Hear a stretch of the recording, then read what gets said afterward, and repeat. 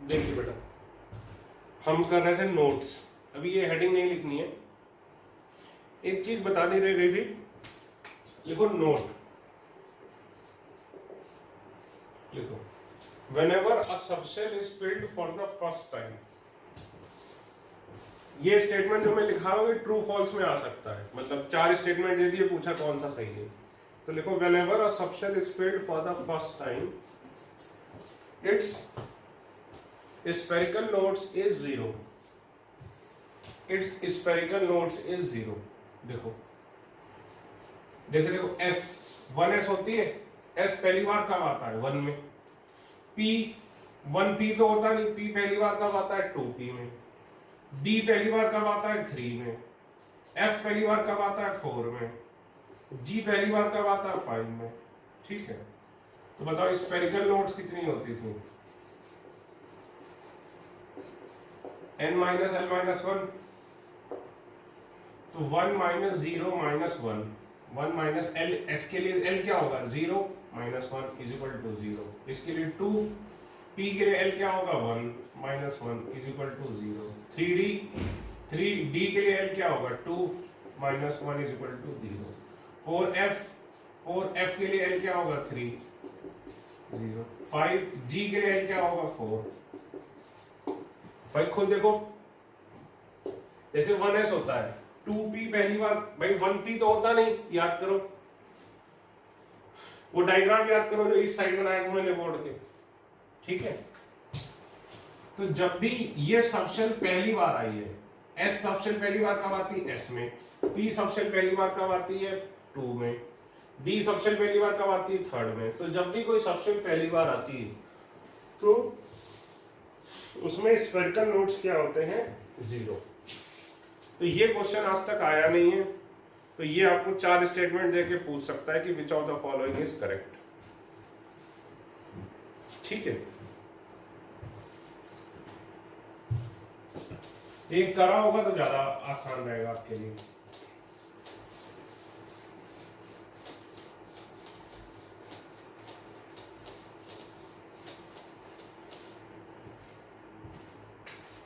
ठीक, अब हेडिंग डालो इलेक्ट्रॉनिक कॉन्फ़िगरेशन। लिखो the arrangement of electrons around the nucleus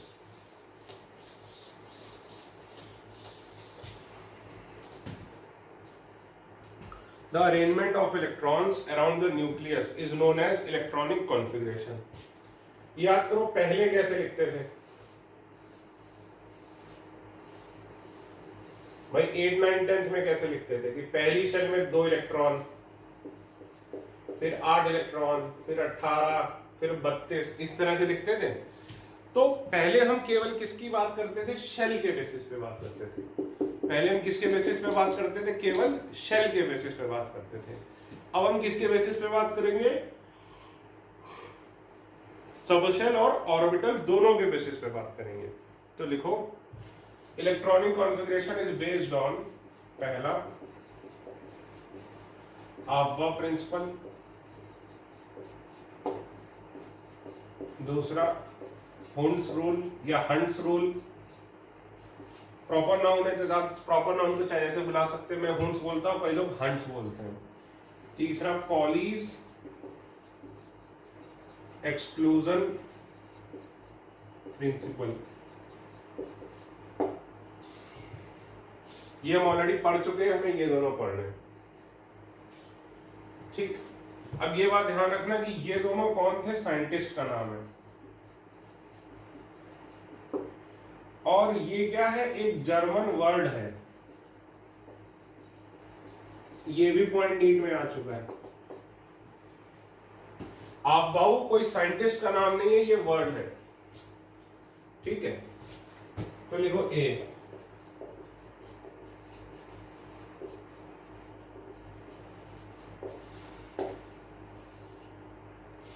आबाऊ principal, तो लिखो it is a German word means building up,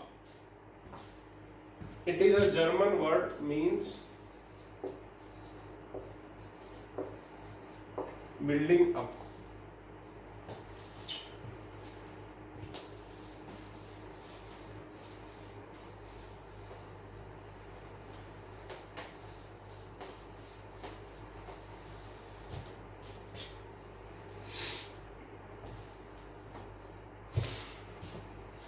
ठीक है।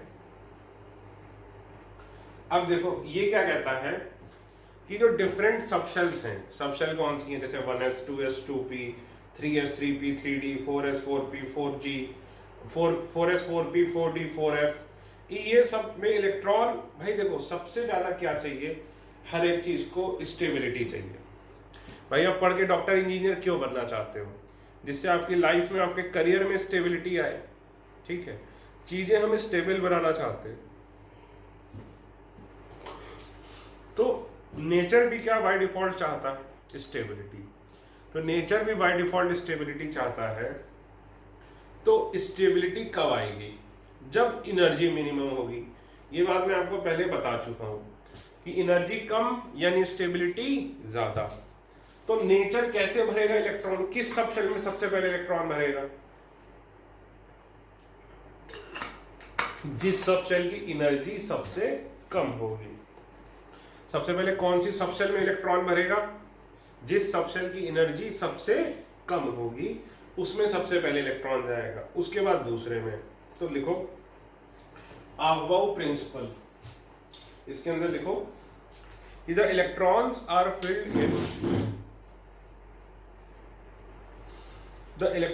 Field in various subshells in order of increasing energy, in order of increasing energy in the ground state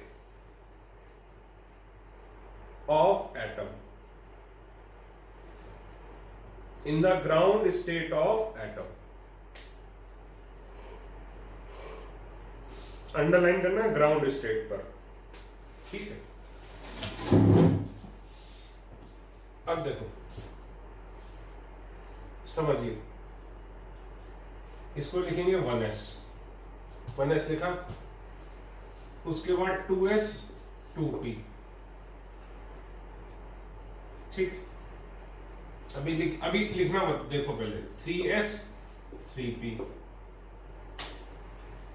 4s लिखा 4p लिखा। जब भी even number आएगा एक सबशेल बढ़ जाएगी, मतलब कि 1 में s था, 2 में क्या हुआ, s के बाद क्या आ गया, p आ गया, 3 में 3s रहा 3p रहा। अब 4s 4p है, 4s लिखा 4p लिखा, अब बीच में क्या लिखोगे 3d। देखो इसी तरह 5s लिखोगे 5p लिखोगे, बीच में क्या लिखोगे 4d। अब देखो 6s इवन नंबर आया तो एक और बढ़ेगी, 6s लिखा 6p लिखा, ठीक। अब यहां क्या लिखोगे 5d और फिर यहां क्या लिखोगे 4s, ठीक। s लिखा p लिखा, बीच में ये लिखा, फिर से देखो 7s 7p, ठीक। अब यहां क्या लिखोगे, यहां क्या था 5d, यहां क्या लिखोगे 6d, ठीक। यहां क्या था 4f, तो यहां क्या लिखोगे 5f, फिर इसी तरह आगे। ये देखो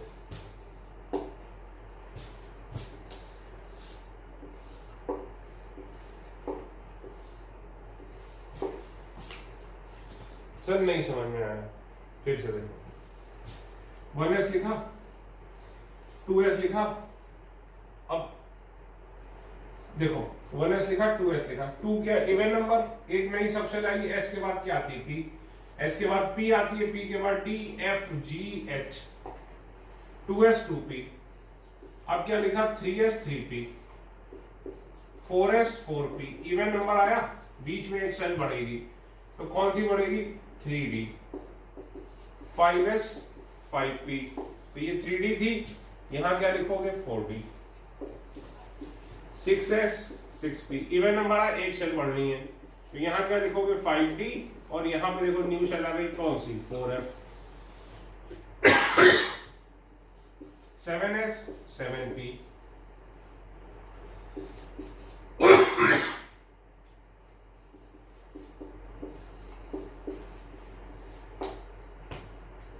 ठीक। इधर जाने पर एनर्जी बढ़ रही है।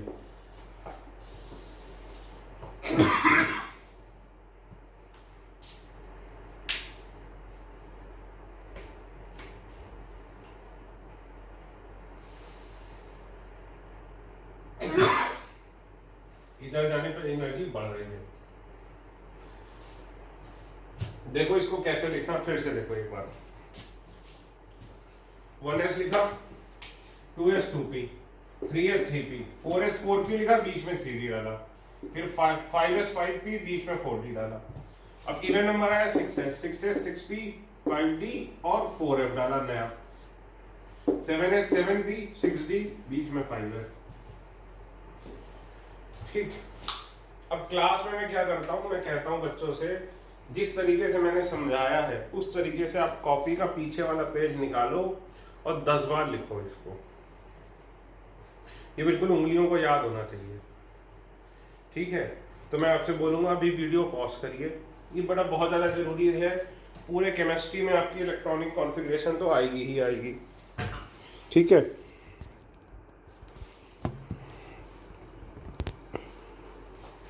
तो कॉपी का पीछे वाला पेज निकालो और जिस तरीके से मैंने याद करना सिखाया, क्या S लिखा, P लिखा, बीच में 3D, S लिखा, P लिखा, बीच में D, S लिखा, P लिखा, D, और फिर देखो नया यहाँ पे 4 है, S लिखा, P लिखा, D, और यहाँ पे 5 है।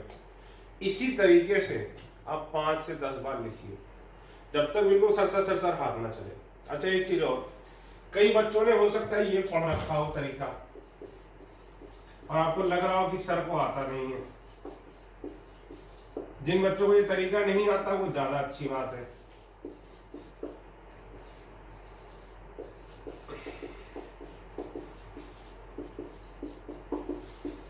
हो सकता है आपने ये तरीका पढ़ रखा हो, है ना बेटा। ये तरीका अगर आपने पढ़ा है तो ये तरीका 9 10th के लिए ठीक है, क्योंकि अभी आपके पास इतना टाइम नहीं होगा कि ऐसे ये बनाओ और फिर ऐसे ऐसे करो। इस तरीके में रह जाओगे तो रह जाओगे। कई बच्चे सोच रहे होंगे मैं इस तरीके की क्या जरूरत है, हमें तो ये तरीका आता है। ये तरीका फॉलो नहीं करना है। क्यों? It is very time taking. ये 9 10th तक के लिए ठीक है, ये बच्चों के खेलने के लिए है। इस तरीके से आना चाहिए, समझे। लिखो 10 बार। कई बच्चे होते कहते सर ये कौन सा तरीका, ये तो हमें आता ही नहीं। अगर आपको तरीका नहीं आता है तो बहुत अच्छी बात है, क्योंकि मैं तो मना ही कर रहा हूँ कि ये जिसको आता भी है वो यूज नहीं करना, तो आप सीख के क्या करोगे। यही तरीका आपको आना चाहिए। लिखो 10 बार, पॉज करो और लिखो। ठीक है, अब देखो, देखिए वीडियो में आगे तभी बढ़िएगा जब आप इसको कम से कम 10 बार लिख चुके हो और सही लिखा हो, वरना आगे बढ़ने का कोई फायदा नहीं है। ठीक। अब देखो, above principle is based on N+L rule.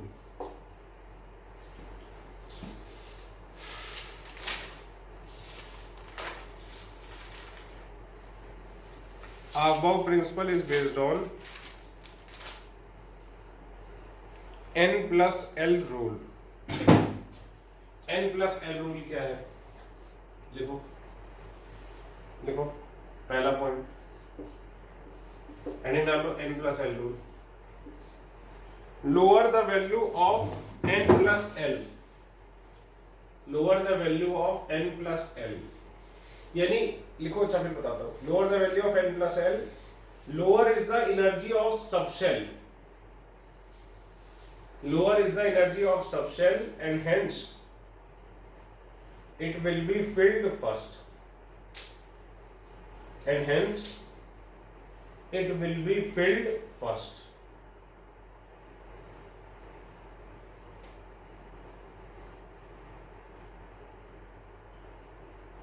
ठीक। दूसरा point, if two subshell have same N+L value, if two subshell have same N+L value, then the subshell having lower value of N,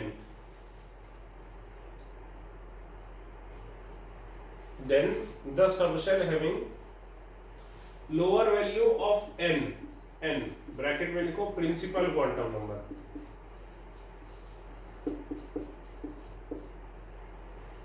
lower value of N,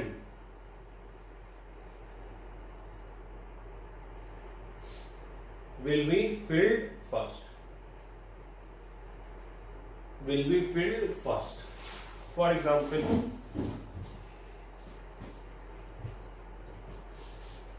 अब देखो 1s 2s और 2p किसकी energy ज्यादा होगी, तो खुद बताओ। 1s के लिए n प्लस l कितना होगा, देखो 1s 2s 2p n l और n प्लस l बताओ। 1s के लिए n1 s के लिए l0 तो n प्लस l कितना हुआ 1। 2s के लिए n2 s के लिए l0 n प्लस l कितना हुआ 2। 2p n1 p l बराबर 1 n प्लस l कितना हुआ 3। तो खुद बताओ किसकी एनर्जी कम होगी, जिसका n प्लस l क्या होगा कम होगा, and it will be filled first. यानी अगर एनर्जी की बात की जाए तो 1s की, फिर 2s और फिर 2p, इसीलिए ये क्या होगा, it will be filled first. तो सबसे पहले किसको भरोगे, 1s को, फिर 2s को, फिर 2p को। एग्जाम्पल 2 3d और 4s, बताओ पहले किसको भरोगे।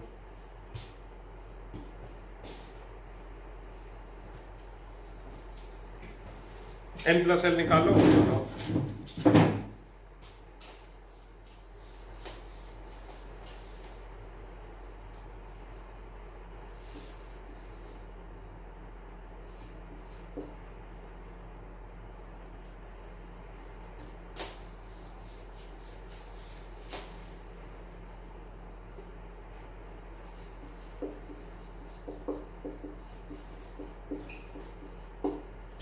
इन चारों में निकालना n प्लस l।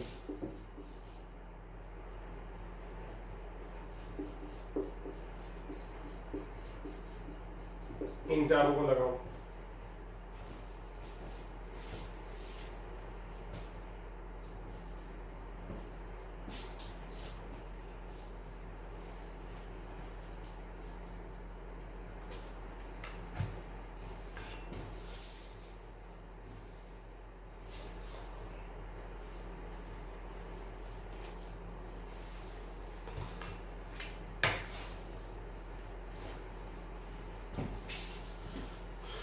मतलब 3d और 4s, 3d 4s n और l, 3n ये n4, d के लिए l2 0, तो बताओ n प्लस l कितना हुआ, 3 प्लस 2 5, 4 प्लस 0 4।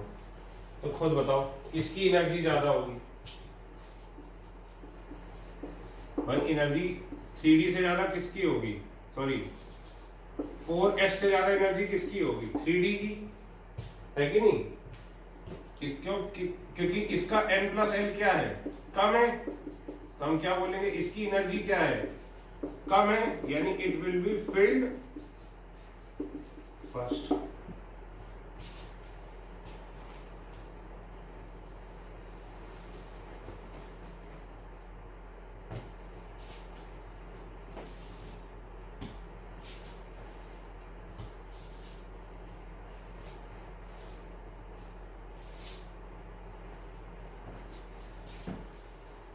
लगाओ, इसमें निकालो।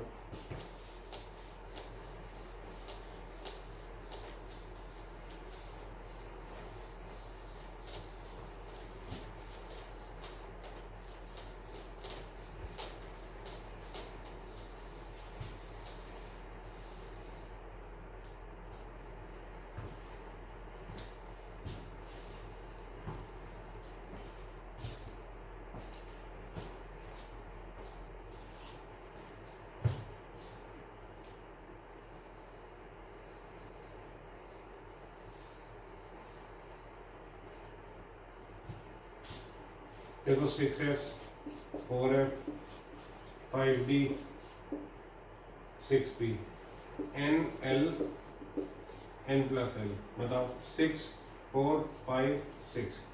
l s के लिए 0, f के लिए l3, d के लिए l2, p के लिए 1, 6 + 0 6, 4 + 3 7, 5 + 2 7, 6 + 1 7।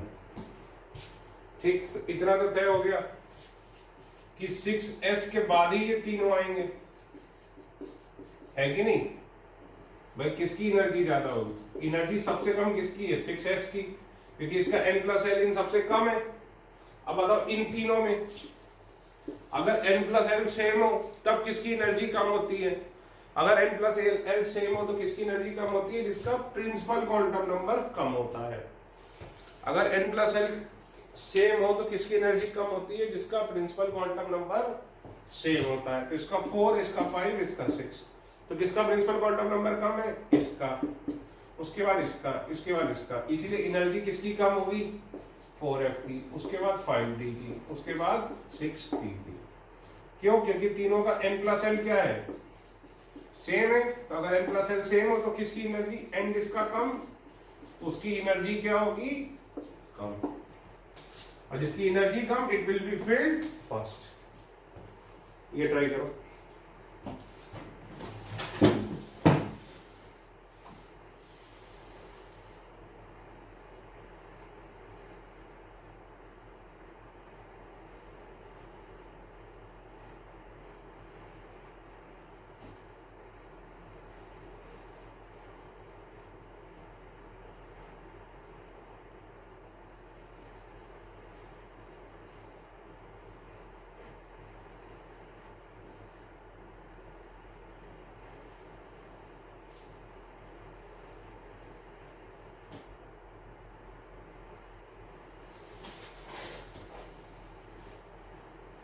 देखो 3p 4s 3d 4p n l n + l n 3 4 3 4 l बताओ p के लिए 1, s के लिए 0, d के लिए 2, p के लिए 1, n + l 4 4 5 5। ठीक, यानी अब इतनी तो बात है।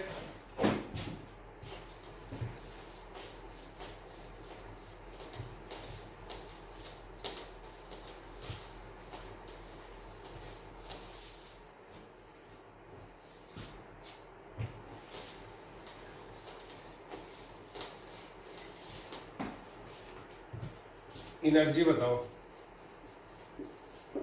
इतना बोल सकते हैं कि 3p और 4s की एनर्जी कम होगी किससे? 3d और 4p से। ठीक है, अब बताओ 3p और 4s में किसकी कम होगी? जिसका प्रिंसिपल क्वांटम नंबर कम है, यानी इसकी। और इन दोनों में किसकी कम होगी? जिसका प्रिंसिपल क्वांटम नंबर कम है। बस, तो इसलिए पहले ये भरेगा, फिर ये भरेगा, फिर ये, फिर ये। तो देखो आपका प्रिंसिपल क्या है कि पहले ये भरेगा, फिर ये, फिर ये, फिर ये, फिर ये, फिर ये, फिर ये, फिर ये, फिर ये, फिर ये, फिर ये, फिर ये, फिर ये, एंड सो ऑन। ठीक है, नोट करके लिखो, नोट नोट लिखो कि above principle is valid. Above principle is valid only for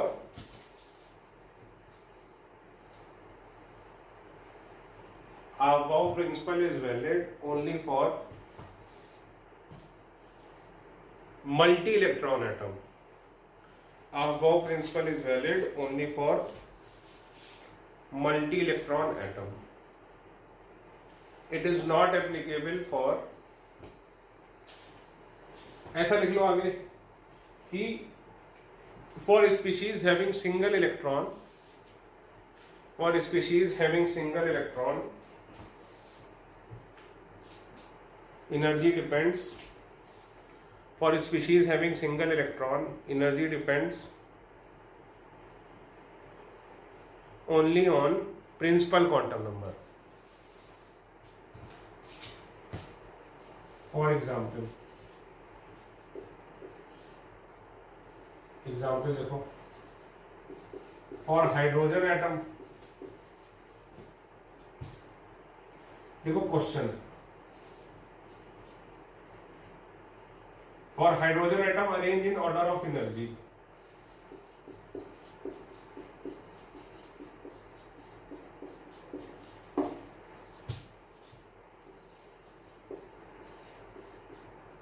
बताओ,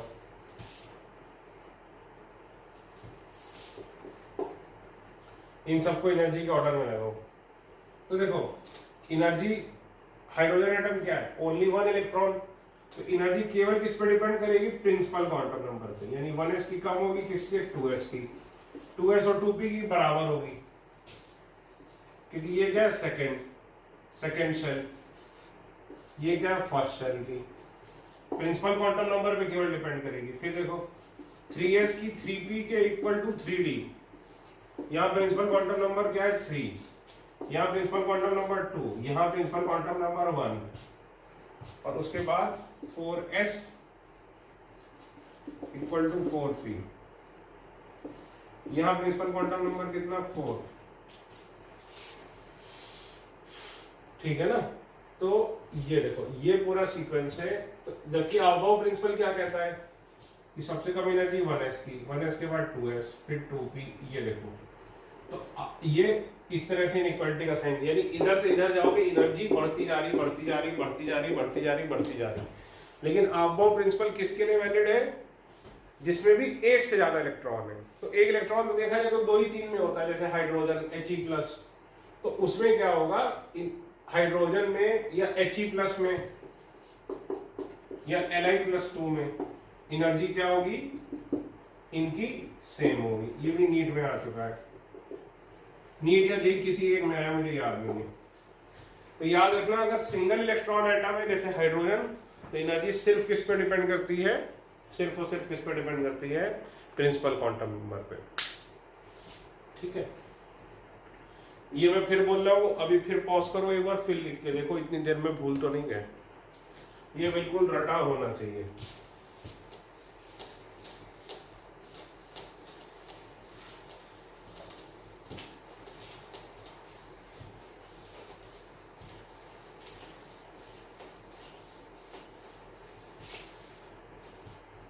अब देखो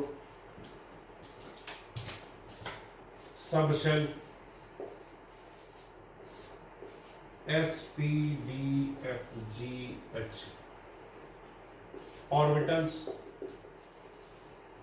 मतलब S में 1, P में 3, D में 5, H छोड़ देते, बहुत ज्यादा बनानी पड़ेगी फिर मुझे, तो खुद बताओ।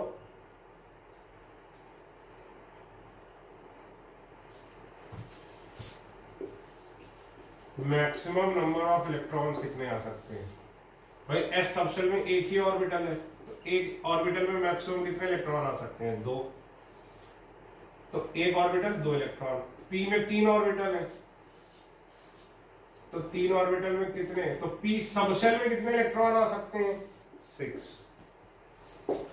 D सबशेल में 5 ऑर्बिटल है, तो कितने इलेक्ट्रॉन आ सकते हैं, मैक्सिमम 10। F सबशेल में 7 ऑर्बिटल है, तो मैक्सिमम कितने इलेक्ट्रॉन आ सकते हैं, देखो 3, 4, 5, 6, 7, 8, 9, 10, 11, 12, 13, 14 है ना, 7 × 2। इसी तरह G सबशेल में 9 है ऑर्बिटल, तो मैक्सिमम कितने आ सकते हैं, 1, 2, 3, 4, 5, 6, 7, 8, 9, 10, 11, 12, 13, 14, 15, 16, 17, 18। तो ये बिल्कुल याद होना चाहिए, और L की वैल्यू भी आपको याद होनी चाहिए कि 1। ठीक है, लिख लो भाई, ये सब बिल्कुल आपके टिप्स पे होना चाहिए।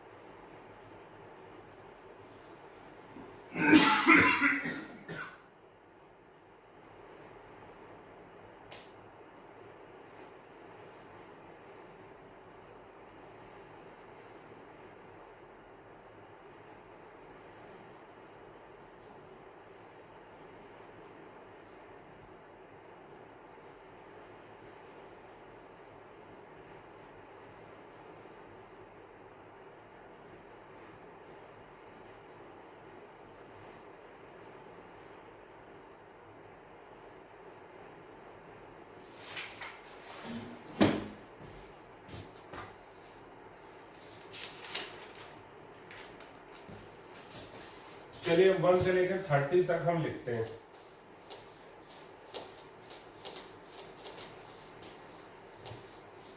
Electronic configuration.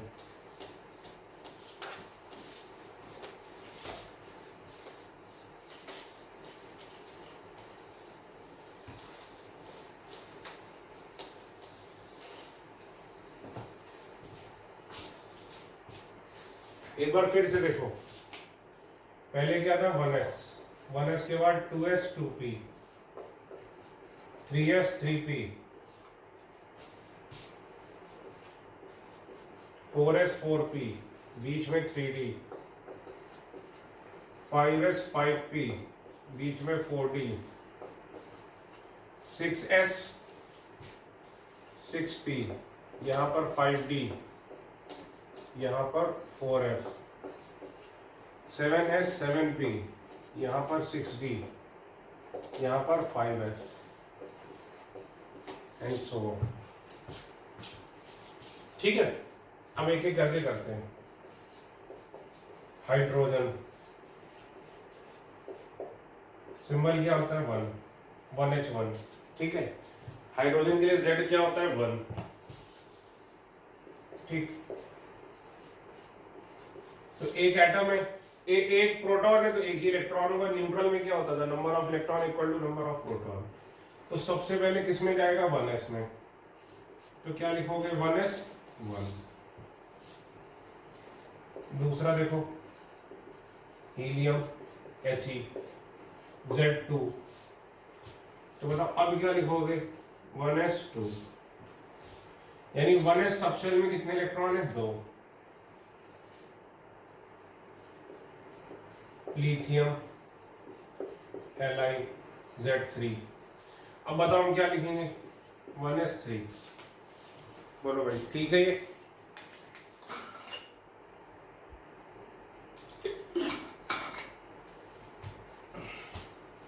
सर ये गलत है, क्यों गलत है बेटा? सर अभी आपने बताया s सबशेल में कितनी ऑर्बिटल होती है, एक ऑर्बिटल में मैक्सिमम कितने इलेक्ट्रॉन आते हैं 2। तो सर 1s 3 हो ही नहीं सकता। s सबशेल में मैक्सिमम कितने इलेक्ट्रॉन आ सकते हैं 2। तो अगर तीसरा डालना है तो अब किस में डालना पड़ेगा 2s में।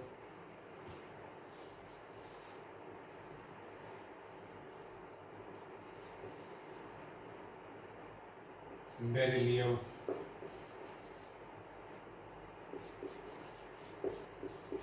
अब देखो 1s2 2s2। बोरॉन, बोरॉन में 5, तो 1s2 2s3। नहीं सर अभी तो बताया था आपको s में कितने आते हैं 2, तो 2p1। चलो भाई ठीक है। उसके बाद कार्बन 6, तो सर 1s2 2s2 2p2। ठीक है भाई। कार्बन के बाद नाइट्रोजन, अभी लिखना नहीं, अभी पहले सुन लो मेरी बात फिर लिख लो। 7, तो सर 1s2 2s2 2p2, और 2p के बाद क्या आता है 3s1। बोलो भाई ठीक है ये? सर फिर आप गलती कर रहे हो। क्या गलती कर रहा हूं बेटा? सर s में 2 आते थे, p में कितनी ऑर्बिटल होती थी 3, तो p में मैक्सिमम कितने आ सकते थे 6। तो आप 2p3 लिखो ना। ये देखो सर p में तो s में ही 2 आ सकते थे, p में तो कितने आ सकते हैं 6। तो जब अभी तक ये p खाली है तो आगे वाला थोड़ी ना भरेगा, इसलिए 2p3 लिखेंगे। नाइट्रोजन के बाद ऑक्सीजन, तो 1s2 2s2 2p4।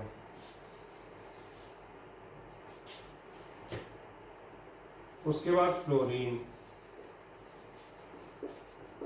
9, 1s2 2s2 2p5।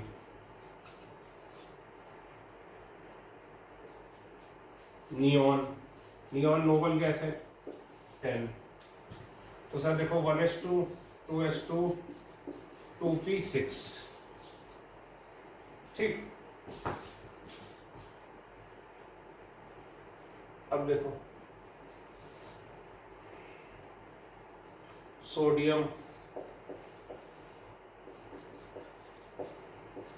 Atomic number 11। अब बताओ इसका क्या होगा, 1s2 2s2 2p6 sir 2p7, 2p7 नहीं हो सकता सर, क्यों बेटा, क्योंकि सर 6 में p में कितने आ सकते हैं, मैक्सिमम 6। तो आप लिख लो 2p6, कितने इलेक्ट्रॉन हो गए, 2 2 4 और 6 10, 11 है। 2p के बाद बताओ क्या आता है, 3s, तो सर आ जाएगा 3s1।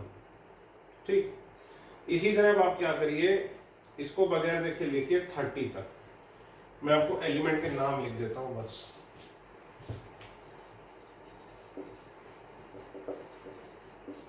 अपने मन से लिखो बेटा 30 तक।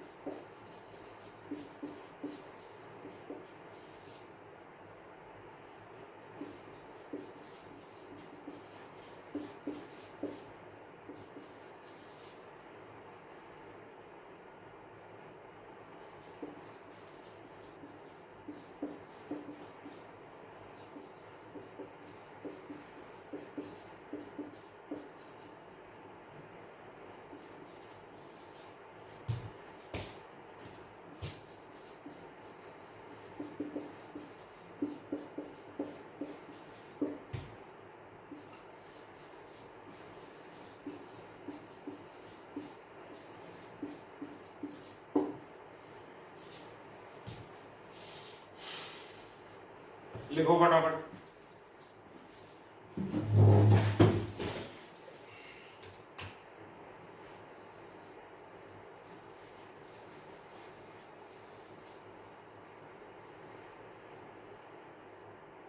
और यहां तक लिख लो, तो फिर 21 22 23 करके लिख लो।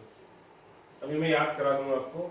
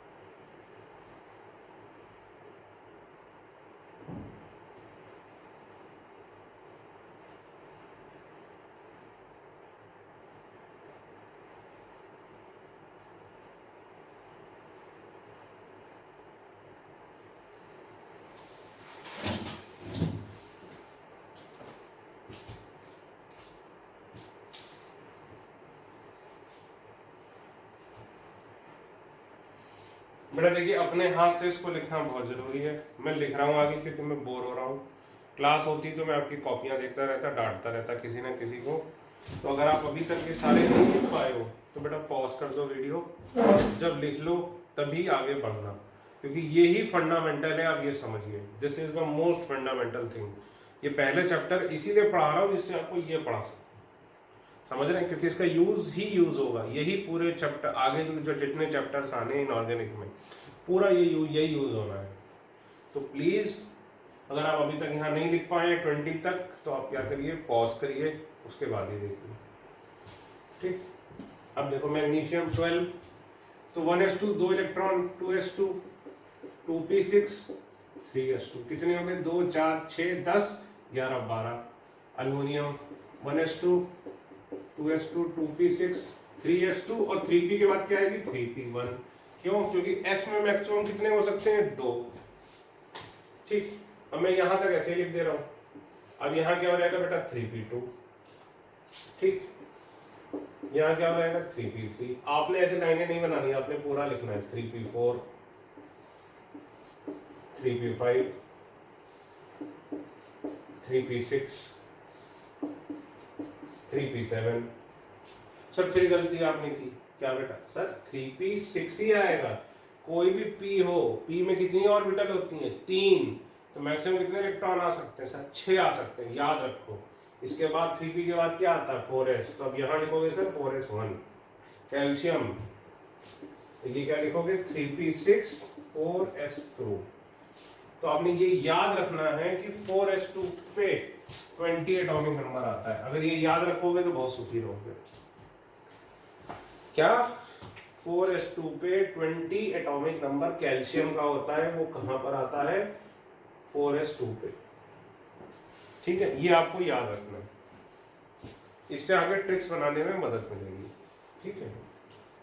तो मैं हटा रहा हूं मैं मान रहा हूं आपने लिख लिया ये सारा कुछ।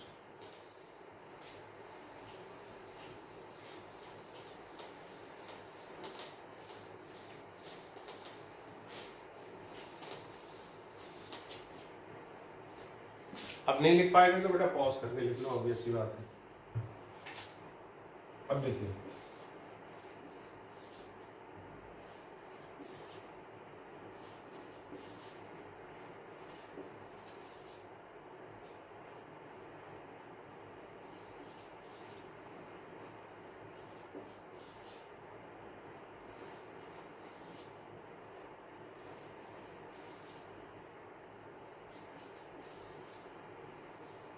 देखो अब देखिए एटॉमिक पहले याद करते हैं। देखो सख्त यहां लिखता हूं देखो इसको याद कराता हूं आपको 21 से 30 तक के पहले तो याद करते हैं।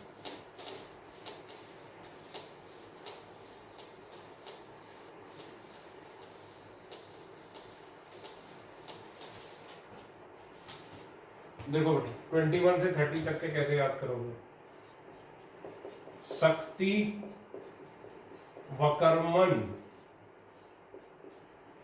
फीकोनी पूजन।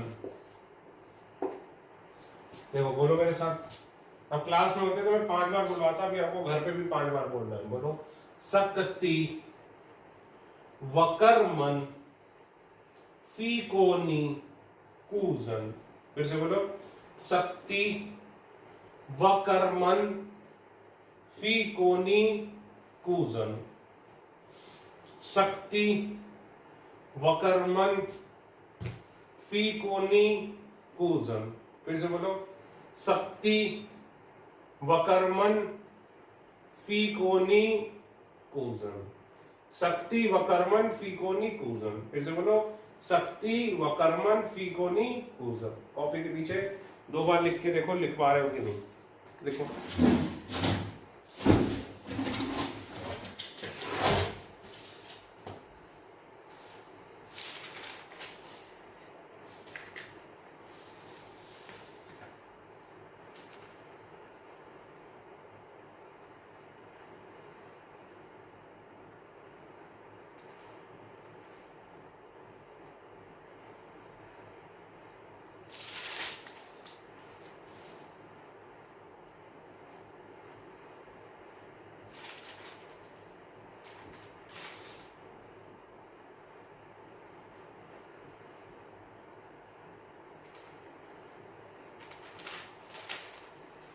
ठीक है। अब देखो scandium 21 titanium 22 vanadium 23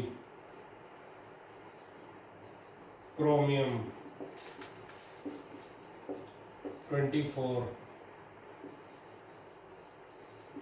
manganese 25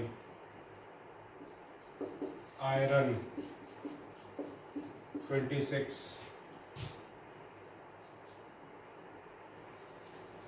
cobalt 27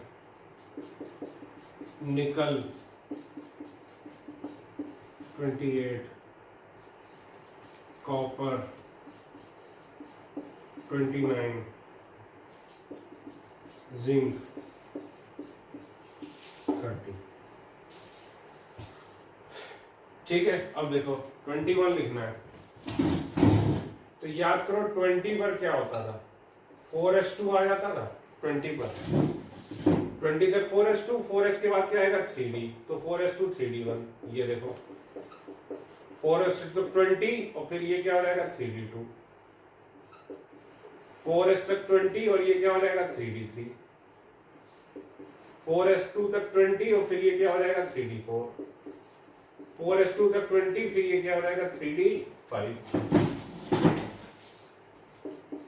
4s2 तक 20 और फिर ये देखो 6 26, 4s2 तक 20 और फिर ये देखो 27, 4s2 तक 20 और ये देखो 8 और 28, 4s2 तक 20 और ये देखो 9 और 4s2 तक 20 और ये क्या हो गया 3d10।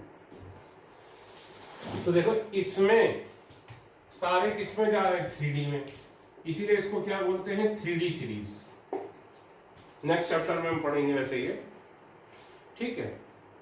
अब ये सब कुछ सही लिखा है। अब बेटा इसमें क्रोमियम और कॉपर की कॉन्फ़िगरेशन मैंने गलत लिखी है, ये गलत है। सर ये गलत कैसे हो गई, हमने तो वही लिखा जो आपने पढ़ाया। बेटा तुमने वो नहीं लिखा जो मैंने पढ़ाया, तुमने वो लिखा जो आफबाऊ ने पढ़ाया। तो ये दोनों कॉन्फ़िगरेशन क्या है, एक्सेप्शन है। ये दोनों कॉन्फ़िगरेशन क्या है, एक्सेप्शन है। किसके लिए एक्सेप्शन है, क्या हमारे लिए एक्सेप्शन है, नहीं। किसके लिए एक्सेप्शन है, आफबाऊ प्रिंसिपल के लिए। किसके लिए एक्सेप्शन है, ये आफबाऊ प्रिंसिपल के लिए। तो इसके बाद लिखो नोट करके, the electronic configuration of copper and chromium,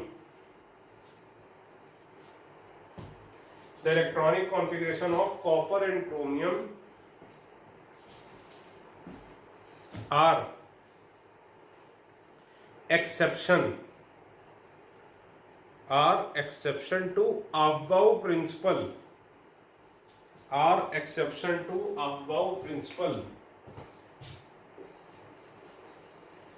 because of Hund's rule, because of Hund's rule। ठीक है, तो ये एक्सेप्शन क्यों है ये हम करेंगे अगली बार, क्योंकि अगली बार हम पढ़ेंगे Hund's रूल और एक्सेप्शनल कॉन्फ़िगरेशन। ठीक है, तो होमवर्क लिखो, write down the electronic configuration of elements with atomic number, write down the electronic configuration of elements with atomic number,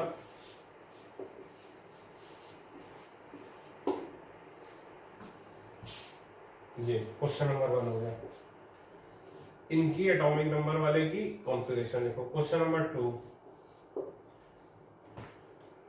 write down the electronic configuration of all the noble gases.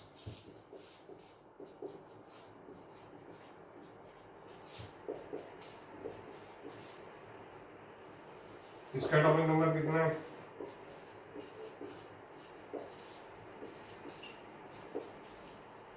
ठीक है। तो ये ऑस्मिलिशियम होती है, लेकिन उसको हम कंसीडर नहीं करते, वो अनस्टेबल होती है। तो इन सब एटॉमिक नंबर का आपको क्या लिखना है, इलेक्ट्रॉनिक कॉन्फ़िगरेशन। और आपने लाइनें नहीं बनानी है, आपने पूरा पूरा लिखना है। ठीक है बेटा, आज का लेक्चर सबसे इम्पोर्टेंट था, इसमें बिल्कुल भी गड़बड़ मत करना। आज का और नेक्स्ट लेक्चर, अब ये जो चल रहा है ये सब बहुत इंपॉर्टेंट है। ठीक है, 3-4 लेक्चर में चैप्टर खत्म भी होने वाला है। अब होमवर्क का, आपके टेस्ट का रिजल्ट भी जब तक ये लेक्चर आएगा तब तक पब्लिश हो चुका होगा। ठीक है, थैंक यू।